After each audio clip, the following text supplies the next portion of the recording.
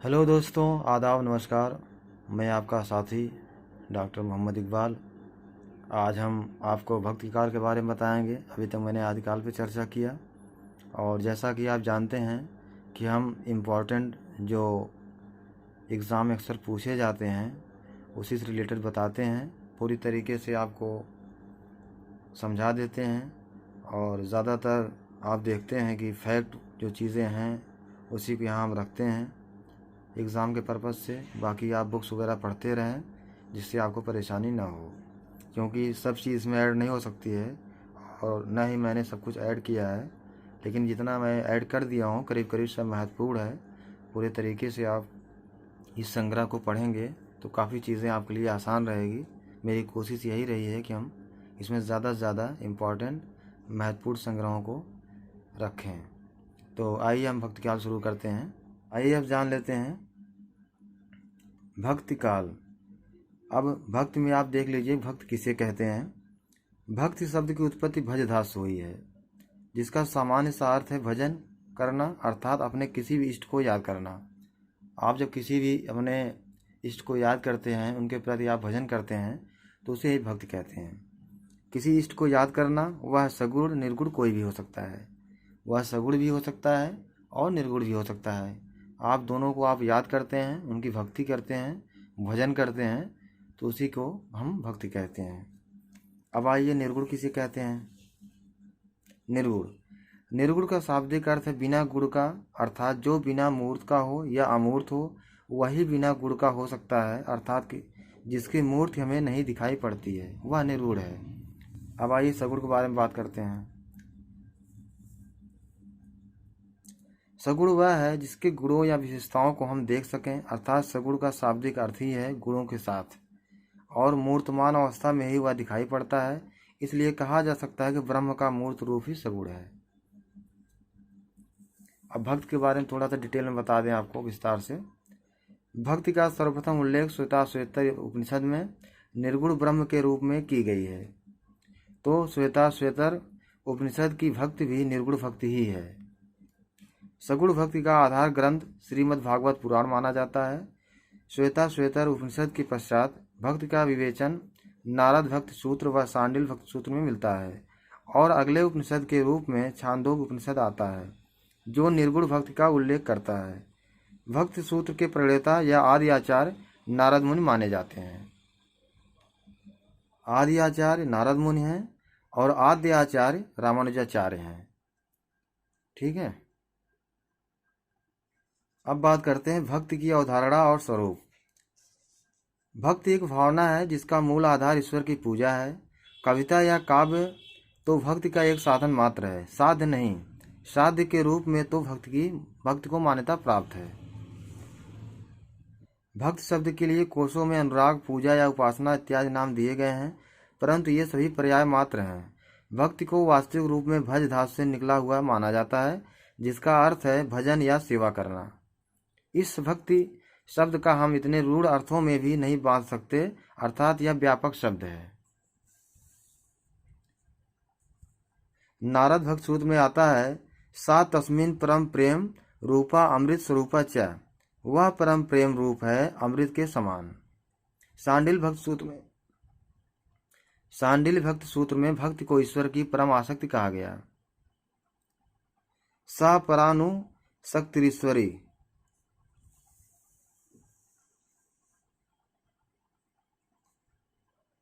स्वामी विवेकानंद कृत भक्ति रहस्य नामक पुस्तक में भक्ति के विभिन्न कर्तव्यों सत्य, अपरिग्रह, श्रद्धा, तप, संयम, ब्रह्मचर्य आदि पर जोर दिया गया है। कर्म योग और ज्ञान योग भक्ति योग के अंग मात्र हैं। भक्ति योग में कर्म योग और ज्ञान योग इसके अंग हैं। डॉक्टर देवराज ने अपनी कृत संस्कृत का दार्शनिक विवेचन में भक्ति के लिए नैतिकता और सदाचार को मूलाधार माना है। आचार्य रामचंद्र शुक्ल ने चिंतामणि भाग 1 में श्रद्धा भक्ति शीर्षक निबंध के अंतर्गत भक्ति को प्रेम और श्रद्धा का योग बताए हैं। नारद भक्ति सूत्र में भक्ति की व्याख्या इन शब्दों में की गई है। प्रेम का स्वरूप निर्वचनीय गूंगे के गुड़ के स्वाद की तरह है। अब देखिए भक्ति साधन और प्रकार। भक्त के साधन और प्रकारों की व्याख्या श्रीमद् भागवत पुराण में विस्तृत ढंग से बताई गई है, जिनमें भक्त के 9 साधनों की व्याख्या की गई है। अब आइए देखते हैं 9 भक्त कौन से हैं।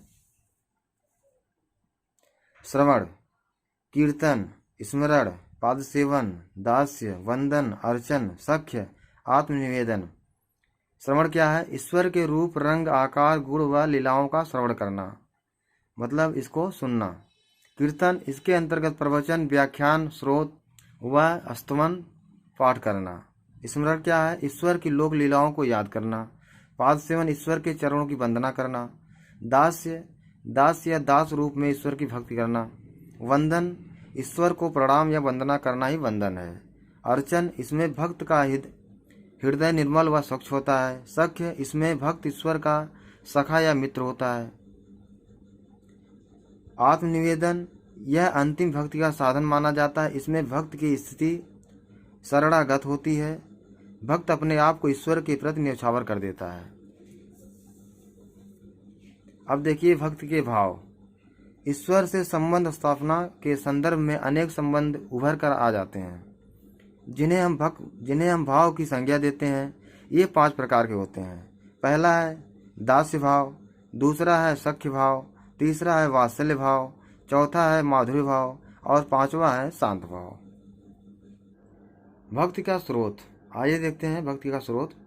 भक्ति का स्रोत वेदों में खोजा जाता है। वेदों में प्रतिपादित ज्ञान, कर्म या उपासना भक्ति भावना के अंतर्गत स्तुति, प्रार्थना और उपासना के पोषक हैं। वेदों में भगवान की भक्ति वत्सलता और शरणागत के रूप में दिखाई पड़ती है। उपनिषदों के अंतर्गत प्रमुखता से ज्ञान की चर्चा मिलती है, इसीलिए उपनिषदों को ज्ञान कांड भी कहा जाता है।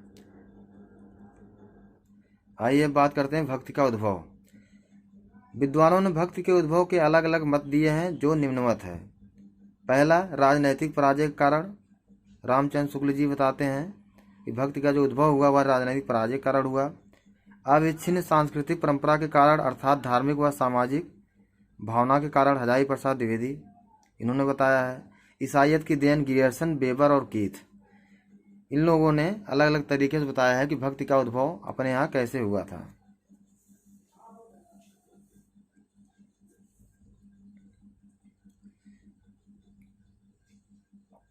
अंग्रेज विद्वानों में गियर्सन, बेबर व कीथ ने भक्ति को ईसाइयत की देन माना है, जिसमें सर्वप्रथम बेबर हैं और सर्वप्रसिद्ध गियर्सन हैं।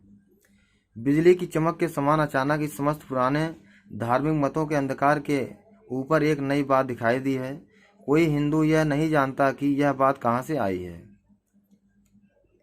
रामचंद्र शुक्ल तथा गुलाब राय ने भक्ति आंदोलन को पराजित मनोवृत्ति का परिणाम माना है। भक्ति आंदोलन को भारतीय चिंतन धारा का स्वाभाविक विकास मानते हुए लोक धर्म को सख्ती से जोड़ा है तथा इस्लाम हिंदू धर्म की अपेक्षा शास्त्र और लोक के द्वंद्व को महत्व दिए हैं। हजारी प्रसाद द्विवेदी का कथन है ये।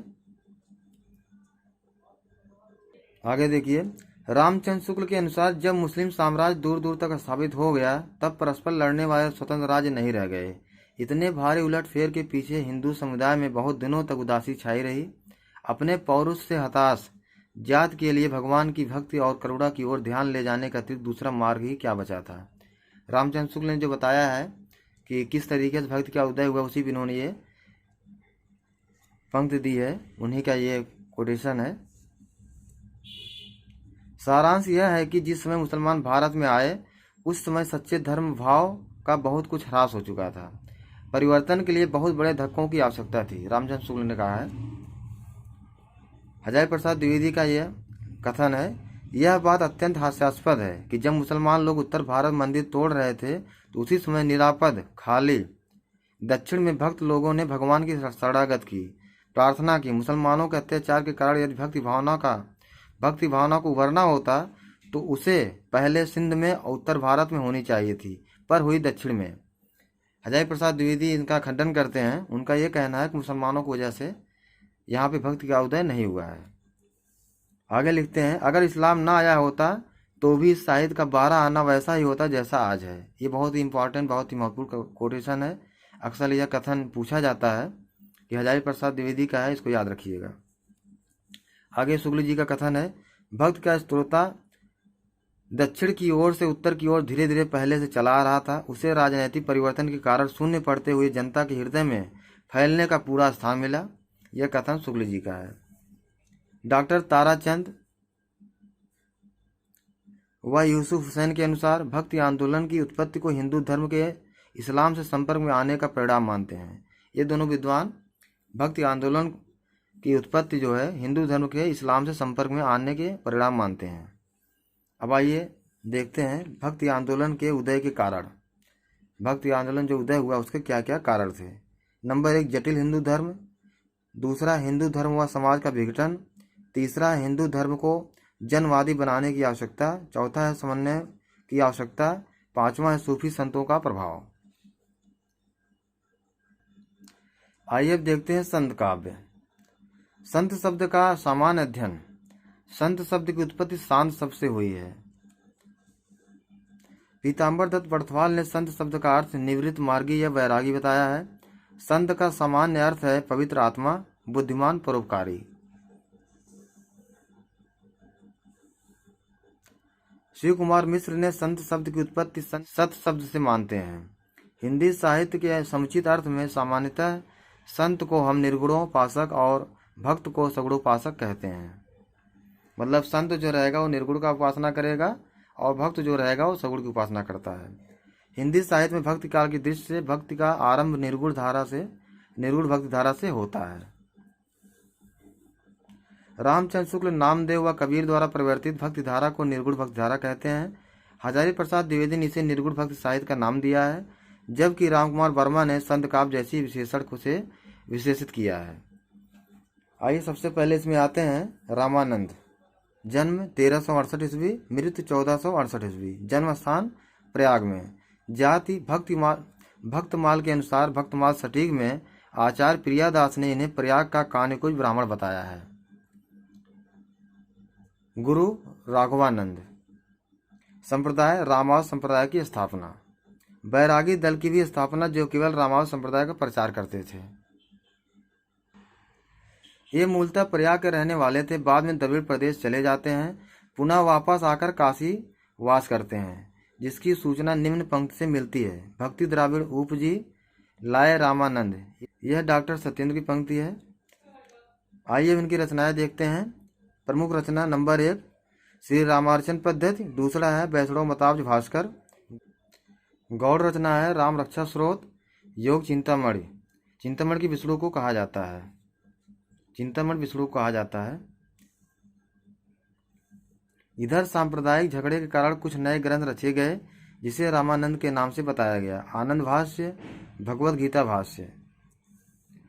रामानंद सिकंदर लोधी के समकालीन थे। महत्वपूर्ण प्रश्न है, इसको ध्यान रखिएगा। रामावत संप्रदाय के साधुओं को अवधूत नाम से भी जाना जाता था। रामानंद के बाद आते हैं कबीरदास। इनका जन्म 1398। जन्म स्थान लहर तारा काशी। मृत्यु 1518 ईस्वी। मृत्यु स्थल मगहर। गुरु रामानंद। जाति जुलाहा। पत्नी लोई। माता नीमा। पिता नीरू। पुत्र कमाल, पुत्री कमाली। यह इनके बारे में विस्तार से है। जन्म के संदर्भ में पंक्ति इनकी देख लीजिए। 1455 साल गए, चंद्रवार एक ठाड़ भये। जेठ सुधी बरसाइत को पूर्णमासी प्रकट भये। मृत्यु के संदर्भ पंक्ति है। संवत 1575। क्यों मगहर की गौन। माघ सुधी एकादशी। रलो पौन में पौन। आगे विस्तार से देखिए। कबीर को मुहाविद विद्रोही जात का कहा जाता है।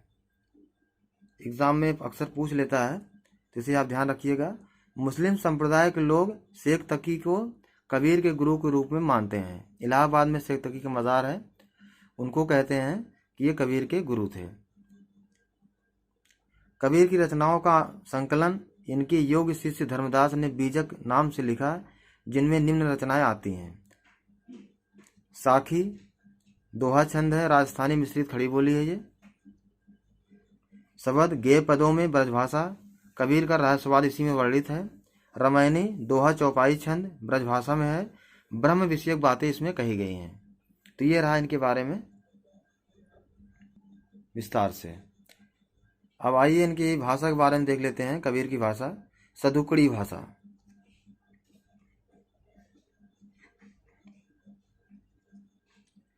सदुकड़ी भाषा आचार्य रामचंद्र शुक्ल ने बताया और पंचमेल खिचड़ी श्याम सुंदर दास ने। अक्सर ये दो प्रश्न हमेशा आते रहते हैं, कभी पंचमेल खिचड़ी पूछ लेता है और कभी सदुकड़ी भाषा पूछ लेता है, तो आसान है, इसको आप ध्यान रखिएगा।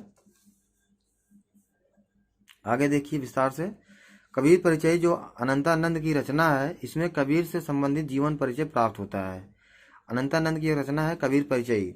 इसके अनुसार कबीर का जन्म 1440 ईस्वी और मृत्यु 1518 ईस्वी मिलता है। स्मिथ महोदय ने भी कबीर के जन्म मृत्यु के संबंध में कबीर परिचय 1440 ईस्वी से 1518 ईस्वी मानते हैं। इनका भी यही मान्य कथन है। अब आइए देखते हैं कबीर से संबंधित कुछ रचनाएं जो बाद में कवियों ने, लेखकों ने लिखा है।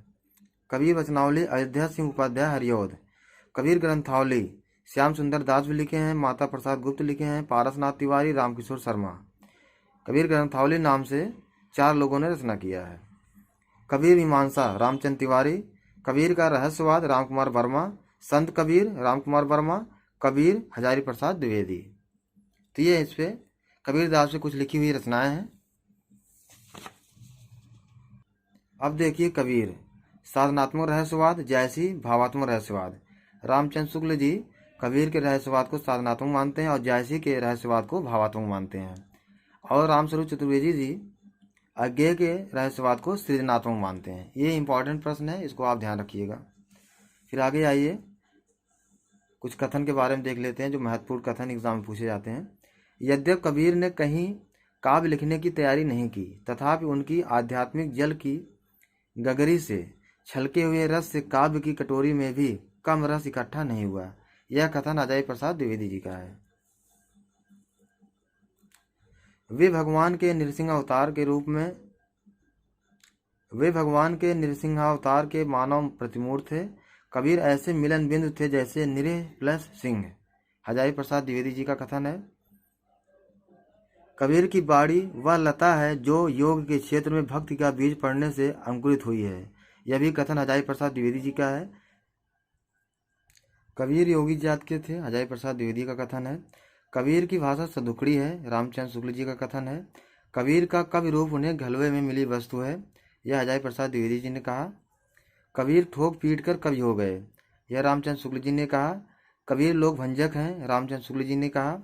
अस्वीकार का साहस कबीर में दिखता है, हजारी प्रसाद द्विवेदी जी ने कहा। कबीर स्वतंत्र विचारक हैं, परशुराम चतुर्वेदी जी ने कहा। कबीर कानी राखी नहीं वर्णाश्रम खड़दर्शनी, यह नाभादास भक्तमाल के है। तो यह जो है बहुत ही इम्पोर्टेंट है। परीक्षा में अक्सर ये पूछे जाते हैं कि यह कथन किसका है। तो कबीर पर जो कथन महत्वपूर्ण थे उसको मैंने यहाँ पे संग्रहित करके आपको दिया है, इसको आप याद रखिएगा। फिर आगे देखिए कबीर का भक्ति भाव, माधुर्य भाव। हरि मोरा पीऊ मैं हरि की बहुरिया, इसमें इन्होंने अपना माधुर्य भाव दिखाया है। वात्सल्य भाव, हरि जननी में बालक तोरा, यहाँ इन्होंने अपना वात्सल्य भाव दिखाया है। कबीरा कूटा राम का मोतिया मोरा नाम, यहाँ इन्होंने अपना दास्य भाव दिखाया है। कबीर की भक्ति साधना में माधुर्य भाव मुख्य रूप से विद्यमान है, ये आप ध्यान रखिएगा। अब आइए महत्वपूर्ण देखते हैं जो परीक्षा के में अक्सर पूछे जाते हैं। कबीर पर आलोचकों के विचार। कबीर पर अक्सर जो आलोचक अपना विचार दिए हैं उसके बारे में बात करते हैं। हजारी प्रसाद द्विवेदी के अनुसार वे सिर से पैर तक मस्तमौला, स्वभाव से फक्कड़, आदत से अक्खड़, भक्त के सामने निरीह, वेशधारी के सामने प्रचंड, दिल से साफ और दिमाग से दुरुस्त, भीतर से कोमल, बाहर से कठोर, जन्म से अस्पृश्य, कर्म से वंदनीय थे। वे योगावतार का विश्वास लेकर पैदा हुए थे। युग प्रवर्तक की दृढ़ता उनमें विद्यमान थी, इसीलिए वे युग प्रवर्तक कहे जाते थे। तो यह कथन जो है हजारी प्रसाद द्विवेदी जी का है, एग्जाम में कभी कभी पूछ लेता है। रामचंद्र शुक्ल जी के अनुसार देख लीजिए, इसमें संदेह नहीं कि कबीर ने ठीक मौके पर जनता के उस बड़े भाग को संभाला जो नाथपंथियों के प्रभाव से प्रेम भाव और भक्ति रस शून्य और शुष्क पड़ता जा रहा था। यह कथन जो है रामचंद्र शुक्ल जी का है। शुक्ल जी के अनुसार कबीर ने अपनी झाड़ फटकार के द्वारा हिंदुओं और मुसलमानों का कट्टरपन जो दूर करने का प्रयत्न किया वह चिढ़ाने वाला साबित हुआ। हृदय को स्पर्श करने वाला नहीं। यह कथन शुक्ल जी का है।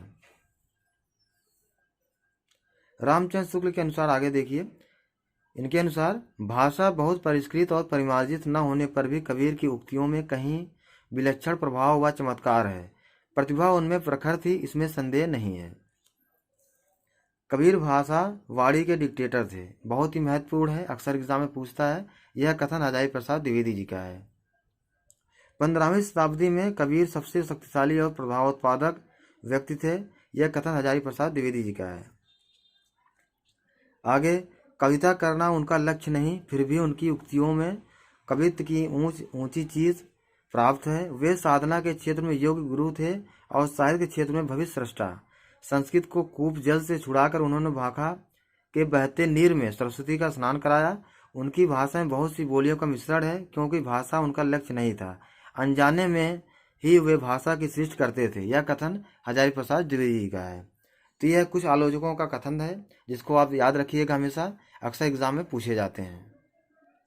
आइए देखते हैं कबीर की पंक्तियाँ। परीक्षा में आप देखते हैं पंक्तियाँ दी हुई होती हैं और पूछता है कि ये किसने लिखा है या इसके रचनाकार, इसके कवि कौन से हैं। तो कबीर की जो महत्वपूर्ण पंक्तियाँ हैं उसका मैंने यहाँ पे संग्रह किया हुआ है, इसको आप देख लीजिए और याद कर लीजिएगा। पहला है, संस्कृति है कूप जल, भाषा बहता नीर, संतो भक्त सदगुरु आनी, ये अखिया अलसानी, पिया हो सेज चलो, पंडित और मसालची दोनों सूझे नाहि, गुरु पर सादी जयदेव नामा, भक्ति का प्रेम इन्हें है आना। मैं कहता आखिन की देखी, तू कहता कागज की लेखी, मैं कहता सुलझावन हारे, तू कहता उलझाई रे, मस कागज छुयो नहीं, कलम गयो नहीं हाथ, जाति पात पूछे नहीं कोई, हरिका भजे सो हरिका होई। यह इस पंक्ति में आप ध्यान रखिएगा, अगर रामानंद रहेंगे तो आप रामानंद को टिक लगा दीजिएगा। एक साखी सौ सिर खंडे, तुम जिन जानो गीत है, यह निज ब्रह्म विचार, माधव मैं ऐसा अपराधी, तेरी भगत होत न साथी, दशरथ सुत तिहु लोक बखाना, राम नाम का मरम है आना, तंत्र न जाने मंत्र न जाने सुंदर काया, आपह दिया आपह बाती, गहना एक कनक ते गहना, सूर समाना चंद्र में, दुहु भय धर एक, है कोई गुरु ज्ञानी जगत माँ, उल्टी बानी बूझे, मूस तो मझार खायो, सियार खायो स्वान को, संतो अचरज एक भवारी, पुत्र धरल महतारी, अरे ये दोनों राह न पाई, दोनों का मतलब है हिंदू मुस्लिम, दिन में रोजा रहत हैं, रात हनत है गाय, काकर पाथर जोरी कहे, मस्जिद लिया बनाए, साई के संग सासुर आए, अगिन जो लाग नीर में, कंदो जरिया झारी, पांडे कौन कुमत तो ही लागी, हरि जननी में बालक तोरा, चलन चलन सब लोग कहत हैं, ना जाने बैकुंठ कहाँ है, कुशल कुशल ही सब पूछत हैं, कुशल रहा न कोई, सतगुरु हमसे रीझ कर कहा एक प्रसंग, सुरा सो पहचानिए लड़े दीन के खेत, सुरा मतलब होता है सूरवीर, जो तू बाभन बभन जाया, हरि मोरा प्यू मैं हरि की बहुरिया, हमन है इश्क मस्ताना, हमन से होशियारी क्या, कबरी मन निर्मल भया जैसे गंगा नीर, साई के सब जीव हैं, केरी कुंजर दोए, केरी का मतलब होता है तोता, कुंजर का मतलब होता है हाथी। तो दोस्तों ये रहा महत्वपूर्ण पंक्तियाँ कबीरदास की, जो अक्सर एग्जाम में पूछे जाते हैं, इसको आप ध्यान रखिएगा।